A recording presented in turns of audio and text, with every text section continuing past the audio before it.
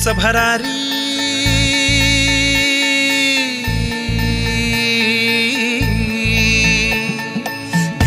उंच भरारी हे आमचे आकाश, ज्ञानश्वास हा आमचा भविष्य हातात।